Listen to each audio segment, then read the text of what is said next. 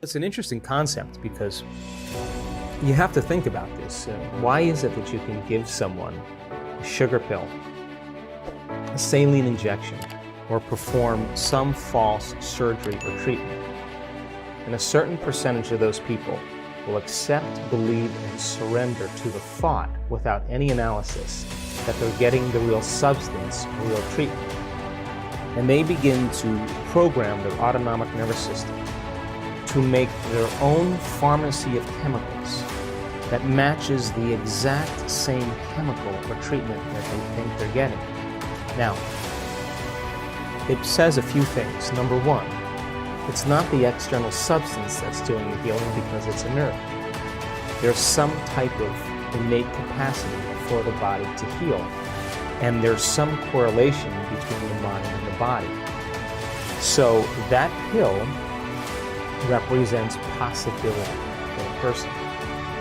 And so if you think about this, when they see the pill, they're conditioned into thinking that that pill can do something good for them. So in a depression study, for example, 3 out of 4 people that are taking a placebo in a depression study get better.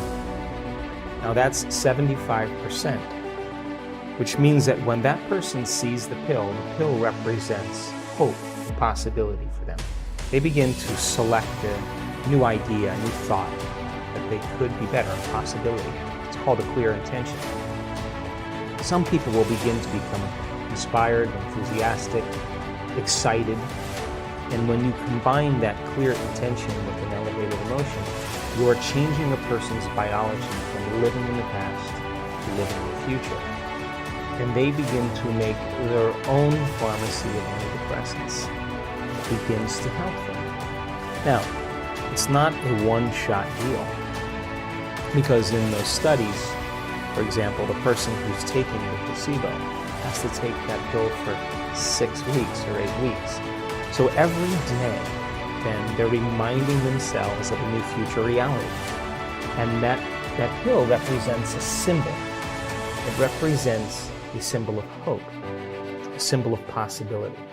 And instead of them relating to themselves in a limited way, that they have to resign to the idea that they can't think greater than how they feel, in the depression study, or feelings have become the means of thinking, they're actually changing their physiology by thought alone. And the redundancy and the repetition of that cycle begins to select different functions in the nervous system, and your nervous system is the best pharmacy or drug producer in the world, and begins to select new genes and instruct new genes to cause a person's biology to begin to change. And if you keep knocking on the genetic door, there's a good possibility that you can program a gene or upregulate a gene to do something well and downregulate a gene to turn off. And so my interest is in understanding how the placebo works. How does it work? Once you understand how it works, will you be able to teach it? Because do you need the sugar pill in order to move into a new state of being? Or can you teach a person to select an unknown instead of a known, and continuously select that unknown and emotionally embrace that future before the event occurs, so much so that the body, as the unconscious mind, begins to believe it's living in that future reality in the present moment. And if the person does that, just like taking the placebo for 6 weeks, alters their state of being every single day, is it possible that that unknown becomes a known, and they begin to change their physiology and biology just by thought alone? Now, she's changed her belief about her past, because she's no longer saying, I am this way because of my relationship with my husband. See, because when you say, I am this way because I had an abusive father, I am this way because I had a difficult marriage, I am this way because I got fired from my job, what you're saying is, I haven't changed since that event emotionally. And so now you're viewing your future through the lens of the past. When you overcome that emotional state, a memory without the emotional charge is called wisdom. Now you're ready to create a new future, because if you're still attached to the emotion, you're still attached to the past, and you can't create a future. So all of a sudden now the person has a transformation. She has a shift. She knows that she's liberated from that anxiety. She feels it. And as a result of it, in a matter of moments, Ben, her biology reorganizes to a new mind. And now she's eating, I'm watching her eat pizza, I'm watching her eat a hamburger, she's laughing, and it's sustained. But that's not the end. Because if she's healed herself, then the next question is, I understand the physics and biology of what I've done. Is it possible if I heal myself that I can heal another person?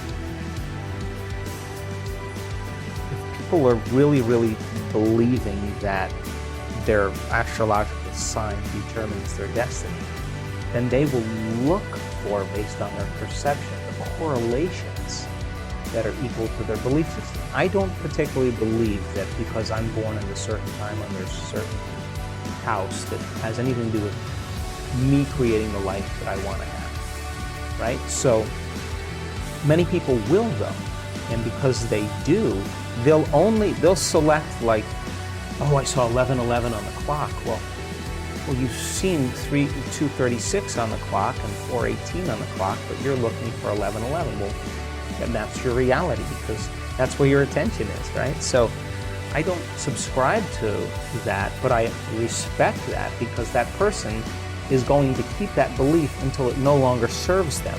And they're either going to evolve their belief or they're not. And if they don't, so be it. But if they do, they're going to realize sooner or later it's not working for them.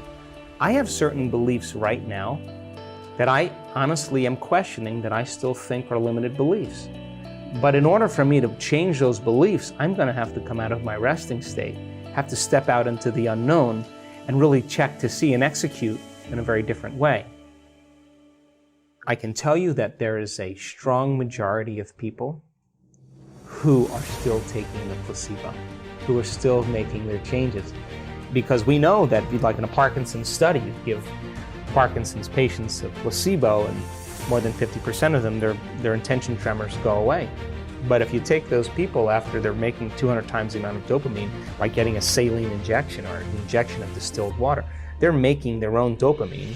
Parkinson's is a deficiency in dopamine. When they return back to their life, when they see their caregiver and they play chess with their friends and they see their wife sleep in the same bed or whatever it is, their personal reality is creating their personality, reminding them who they are. Their disease comes back because they're back to the same identity. And that's how strong the environment is. So our students who continue to do the work are still sustaining and producing more changes. Now that's the majority of our students because our students are committed. But we do have students that don't make it. Why? Because we're doing something that is unknown. We're doing something. Not everybody is going to make that.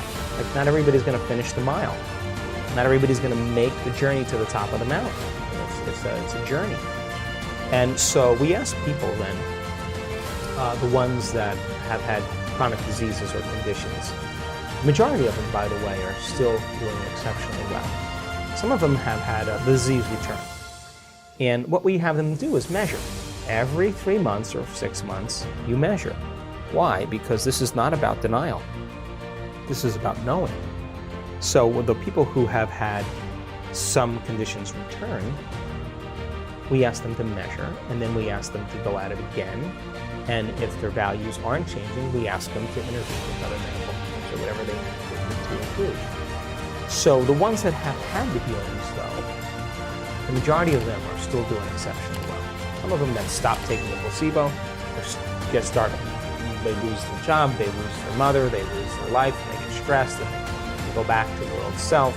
Well, it's a matter of time when we're going to start seeing some of those conditions return.